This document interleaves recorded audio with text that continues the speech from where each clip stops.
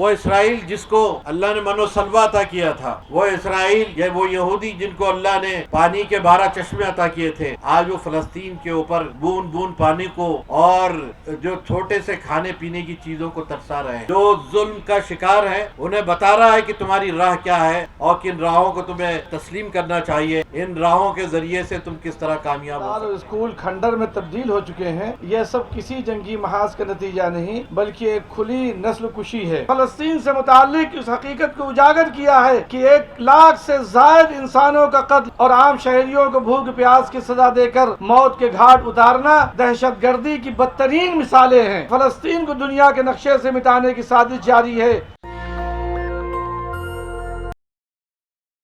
فلسطین آج دنیا کے سب سے بڑے ظلم کے خلاف کھڑا ہے، اس نے اپنے گھٹنے نہیں ٹیکے ہیں اور وہ دنیا کو بتا رہا ہے کہ شہادتوں کی ایک بڑی تعداد ہونے کے باوجود، اتنی بڑی تعداد ہونے کے باوجود، لاکھوں لاکھ زخمی ہونے کے باوجود ہم گھٹنے نہیں ٹیکیں گے، اس ظلم کا مقابلہ کریں گے اور انشاءاللہ کامیابی اور کامرانی ہماری ہم رکاب ہوگی۔ یہ دنیا کو انہوں نے بتایا ہے اور کھلی آنکھوں سے دنیا دیکھ رہی ہے۔ مورلی فلسطین جیت گئے ہیں۔ اگر آپ آکوپیشن کے حوالے سے دیکھتے ہیں تو ممکن ہے کہ وہ ابھی اس میں کامیاب نہیں ہوئے ہیں، لیکن مورلی وہ جیت گئے ہیں۔ پولیٹیکلی اور سیاسی طور پر اگر ہم دیکھنا چاہتے ہیں تو ان کی جو کامیابی ہے وہ ہو چکی ہے۔ اور ہم اس اعتبار سے بھی دیکھتے ہیں کہ فلسطین نے دنیا کو جو زندگی اور موت کا فلسفہ ہے وہ بھی سمجھانے میں ایک بڑا رول پلے کیا ہے۔ ایک لڑکی یہ کہتی ہے کہ میری آپ تعزیت نہ کریں، مجھے خوشی نہیں ہوگی اس بات کے لیے کہ آپ میری تعزیت کریں کہ میرے گھر اتنے لوگ مارے گئے ہیں، مجھے خوشی اس بات پر ہوگی کہ آپ مجھے مبارکباد دیں کہ میرے گھر میں اتنے شہید ہوئے ہیں۔ یہ جو سوچ ہے، اس سوچ کو دنیا کی کوئی طاقت ہرا نہیں سکتی اور یہ سوچ انشاءاللہ دنیا کے اوپر غلبہ حاصل کر کے رہے گی۔ یہ ایک ویسٹ بینک کے ایک واقعے کو بیان کرتے ہوئے میں اس پروٹیسٹ میں وہ تمام مطالبات جو مجھ سے پیش رو لوگوں نے کیا ہے ان تمام کا ساتھ دیتے ہوئے یہاں پر اس واقعے کے بعد اپنی گفتگو کو ختم کرنا چاہتا ہوں۔ ویسٹ بینک کے اندر ایک لڑکی کے بارے میں آتا ہے کہ ایک لڑکی جو نقاب پوش تھی وہ جا رہی تھی اور فلسطینی کسی سولجر نے اس کے نقاب کو کھینچنے کی کوشش کی، اس نے ریزسٹ کیا، اس کے نتیجے میں اس کو شوٹ کر دیا گیا۔ لڑکی کے جب شوٹ کیا گیا تو وہیں فلسطین ایک لڑکا گزر رہا تھا، اس نے دیکھا تو اس نے غصے میں آ کر وہ اسرائیل کے فوجی کو مار دیا، اور جو فوجیوں نے دیکھا کہ اس کے دوست کو مار دیا گیا تو اس نے وہ لڑکے کو شہید کر دیا۔ لڑکا اور لڑکی دونوں شہید ہو گئے، دونوں کے جنازے رکھے ہوئے ہیں اور ان جنازوں کے اوپر ان کے ماں باپ مل رہے ہیں۔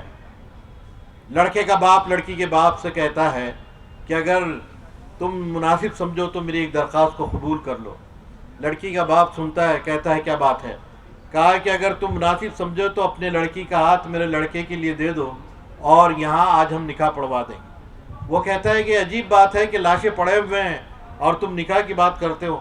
تو انہوں نے کہا کہ کیا تم نے قرآن نہیں پڑھا ہے جس میں بات کہی گئی تھی کہ جو اللہ کی راہ میں مارے جاتے ہیں وہ شہید ہوتے ہیں، وہ اللہ سے رزق پاتے ہیں، تمہیں ان کا شعور نہیں ہے، وہ زندہ ہوتے ہیں۔ یہ بات جب انہوں نے کہی تو دونوں کا نکاح پڑھایا گیا اور تدفین اس کے بعد عمل میں آئی۔ میں آپ سے کہنا چاہتا ہوں کہ زندگی اور موت کی یہ فلسفہ جتنے عملی اعتبار سے فلسطین نے دنیا کو بتایا ہے، اس سے آسان طریقہ اور کوئی نہیں ہے۔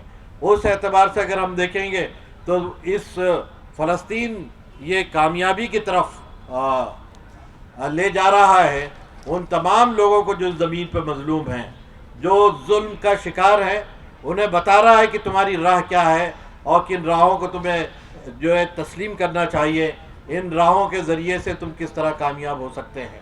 یہ جتنے بھی دنیا میں مغرب زدہ نظریات ہیں ان تمام نظریات نے اب کھوکھلے پن کا ثبوت دے دیا ہے۔ وہ اسرائیل جس کو اللہ نے من و سلوہ عطا کیا تھا، وہ اسرائیل یا وہ یہودی جن کو اللہ نے پانی کے 12 چشمے عطا کیے تھے، آج وہ فلسطین کے اوپر بوند بوند پانی کو اور جو چھوٹے سے کھانے پینے کی چیزوں کو ترسا رہے ہیں۔ یہ جو احسان فراموشی ہے، یہ احسان فراموشی اللہ کبھی معاف نہیں کرے گا۔ اس زمین کے اوپر کمزوروں کے ذریعے سے یہ تمام چیزوں کو درست کیا جائے گا، مظلوموں کے ذریعے سے درست کیا جائے گا، اور آنے والا وقت ہمیں بتائے گا کہ اللہ تعالیٰ کس طرح کمزوروں کو اور مظلوموں کو، ظالموں کے اوپر اور اپنی بڑائی اور کبریائی کا اعلان کرنے والوں پر کس طرح غالب کرتا ہے۔ ہم اس موقع پر وہ تمام ظلم کی مذمت کرتے ہیں جو فلسطین اور غزہ کے اس گلیارے کے اوپر ہو رہا ہے۔ ہم وہ تمام آکوپیشنز اور تمام جینوسائیڈ کا جو اس علاقے میں ہو رہے ہیں اس تمام کی مذمت کرتے ہیں۔ ہم اپنے ملک کے حکومت سے بھی اپیل کرتے ہیں کہ وہ فلسطین کی جو پالیسی ہے اس کی لاج رکھے اور اسی اعتبار سے وہ ایکٹ کرے، یو این او کے اندر بھی، یو این او کے باہر بھی، اور امداد کے پیمانوں کو پورا کرتے ہوئے بھی۔ اس موقع پر ہم تمام انصاف پسند لوگوں سے اپیل کرتے ہیں کہ غزہ کے اس غم اور درد کے اندر وہ شریک ہوں اور ان کی کامیابی کے لیے دعائیں کریں۔ ہم اللہ سے دعا کرتے ہیں کہ اللہ ہمیں بھی ہمت اور حوصلہ عطا فرما کہ ہم غزہ کے ساتھ کھڑے رہیں، اور دنیا کے انصاف پسندوں کو بھی حوصلہ عطا فرما کہ وہ غزہ کے ساتھ کھڑے رہیں، اور غزہ کے لوگوں کو یہ توفیق عطا فرما۔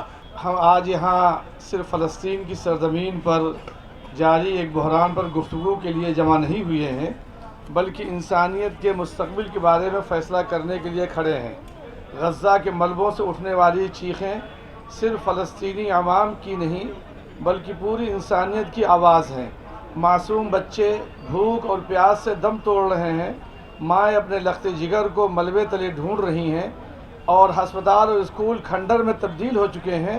یہ سب کسی جنگی محاذ کا نتیجہ نہیں بلکہ ایک کھلی نسل کشی ہے۔ گرچہ فلسطین کی لڑائی اپنی سرزمین اور آزادی کے لیے ہے، جیسے کبھی ہم اپنے وطن کے لیے لڑ رہے تھے۔ ہم نے بھی استعماری طاقتوں کو دیکھا ہے اور ان سے لڑا ہے۔ ہم سے زیادہ اس کا درد کون محسوس کر سکتا ہے؟ لیکن موجودہ دور میں جدوجہد کسی سیاسی مقصد سے بڑھ کر انسانیت کی بقا کی لڑائی ہے۔ اسی بنیاد پر دنیا کی کوئی بھی حکومت مظلوم فلسطین کی آوبکا سے غافل نہیں۔ محترم حضرات، مجھے اپنی حکومت کی پالیسی پر تنقید کا حق ہے۔ ہماری حکومت جو ہمیشہ فلسطین کے ساتھ کھڑی رہی، آج جب انسانیت کا سوال ہے تو خاموش ہے، بلکہ اس سے بڑھ کر افسوسناک امر یہ ہے کہ بھارت اسرائیل کو اسلحہ فراہم کر رہا ہے۔ بھارت اسرائیل کو اسلحہ فراہم کر رہا ہے، جیسا کہ خود بھارت کے 111 سابق اعلیٰ افسران، آئی ایس اور آئی پی ایس، فوجی اور سفارتی افسران نے حال ہی میں وزیر اعظم کو خط لکھ کر کہا ہے کہ بھارت ایک طرف فلسطین کی حمایت کا دعویٰ کرتا ہے لیکن دوسری طرف اسرائیل کو اسلحہ اور فوجی ساز و سامان دے کر اس کی نسل کشی میں شریک ہے۔ اس خط میں واضح طور پر لکھا گیا ہے کہ بھارت نے اسرائیل کو راکٹ دے کر دھماکہ خیز مواد اور مہلک ڈرون فراہم کیے جو آج غزہ کے معصوم عوام پر برس رہے ہیں۔ یہ بھی یاد رہے کہ نومبر 2024 میں بین الاقوامی فوجداری عدالت نے ICC نے اسرائیلی وزیر اعظم اور وزیر دفاع کے خلاف گرفتاری کے وارنٹ جاری کیے تھے۔ ان پر جنگی جرائم اور نسل کشی کے سنگین الزامات ہیں۔ سوال یہ ہے کہ جب عالمی عدالت نے انصاف خود اسرائیلی قیادت کو ملزم ٹھہرا رہی ہے تو ایسے وقت میں اسلحہ کی سپلائی کس اخلاقی معیار پر پوری اترتی ہے؟ اس لیے ہم یہ صاف کہنا چاہتے ہیں کہ بھارت ہمیشہ فلسطین کے حق، خودداریت اور انصاف کا حامی رہا ہے، لیکن آج کی پالیسی نہ صرف ہماری تاریخی روایات کے خلاف ہے بلکہ عالمی برادری میں ہماری ساکھ کو بھی مجروح کر رہی۔ جمعیت علماء ہند نے ابھی 2 دن قبل اپنی مجلس عاملہ میں فلسطین سے متعلق اس حقیقت کو اجاگر کیا ہے کہ 1 لاکھ سے زائد انسانوں کا قتل اور عام شہریوں کو بھوک پیاس کی سزا دے کر موت کے گھاٹ اتارنا دہشت گردی کی بدترین مثالیں ہیں، جن پر امریکہ اور اس کا ہم نواؤں کا رویہ شرمناک چشمپوشی کا مظہر ہے۔ مزید برآں گریٹر اسرائیل کا منصوبہ اور غزہ کی زمین کو مکمل طور پر قبضے اور عراق میں لینے کے عزائم اس بات کی نشانی ہے کہ فلسطین کو دنیا کے نقشے سے مٹانے کی سازش جاری ہے۔ یہ نو آبادیاتی ذہنیت اور انتہا پسندانہ عزائم کا شاخسانہ ہے جس کے خلاف آج عالمی ضمیر عمومی طور پر احتجاج کر رہا ہے۔ عالمی طاقتوں کی خاموشی اور چشم پوشی مزید جرائم کو بڑھاوا دیتی ہیں۔ ہم دنیا کی تمام آزاد قوموں، عالمی اداروں اور انصاف پسند لیڈروں سے مطالبہ کرتے ہیں کہ وہ اپنی اخلاقی اور قانونی ذمہ داریوں کو ادا کریں، خطے کو بدامنی سے بچائیں اور انصاف و امن کی حمایت میں مضبوطی کے ساتھ کھڑے ہوں۔ خواتین حضرات، فلسطین کی آزادی صرف فلسطینی عوام کا مسئلہ نہیں بلکہ انصاف، انسانیت اور عالمی امن کا تقاضا ہے۔ اگر آج ہم خاموش رہے تو کل تاریخ ہم سب کو کٹگھرے میں کھڑا کرے گی۔ اللہ تعالیٰ فلسطین کے عوام کی مدد فرمائے اور ہمیں ظلم کے خلاف حق کے ساتھ کھڑے ہونے کی توفیق عطا فرمائے۔ رنگ لاتا ہے لہو دوستوں مظلوموں کا، رنگ لاتا ہے لہو دوستوں مظلوموں کا، حال ہر حال میں ظالم کا برا ہوتا ہے۔ آپ ہر دور کی تاریخ اٹھا کر دیکھیں، ظلم جب حد سے گزرتا ہے فنا ہوتا ہے۔ انشاءاللہ یہ فنا ہو کر کے رہیں گے۔ وَلَا تَقُولُوا لِمَن يُقْتَلُ فِي سَبِيلِ اللَّهِ أَمْوَاتٌ، اور وہ زندہ رہیں گے، زندہ ہیں، ہمیں آپ کو بھی زندگی کو ثبوت دینا ہے۔